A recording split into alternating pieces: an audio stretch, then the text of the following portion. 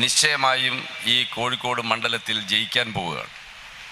കേരളത്തിലാകെ LDFിൻ്റെ ഒരു തരംഗമാണ് ദൃശ്യമാകുന്നത്. ഈ മണ്ഡലത്തിൽ നിന്ന് നിങ്ങളുടെ പ്രതിനിധിയായി ഞാൻ തിരഞ്ഞെടുക്കപ്പെടുന്ന പക്ഷം നിങ്ങളുടെ ശബ്ദമായി പാർലമെൻറ്റിൽ പ്രവർത്തിക്കും.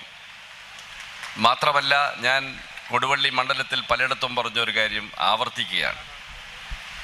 കുറച്ചു കാലമായി കൊടുവള്ളിക്ക് ഒരു MLAയുടെ പ്രായോഗികമായ സാന്നിധ്യത്തിൻ്റെ കുറവുണ്ട്. PT റഹീം MLA ആവുമ്പോഴും കാരാട്ട് റസാഖ് MLA ആവുമ്പോഴും MLAമാർ എന്താണെന്ന് കൊടുവള്ളിക്കാർ മനസ്സിലാക്കിയിട്ടുണ്ട്.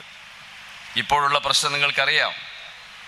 ഞാൻ പാർലമെൻറ്റ് മെമ്പറാകുന്ന പക്ഷം MLAയുടെ കൊടുവള്ളിയിലെ അഭാവവും നികത്തി നിങ്ങളോടൊപ്പം നിൽക്കുമെന്ന് ഉറപ്പ് നൽകുന്നു.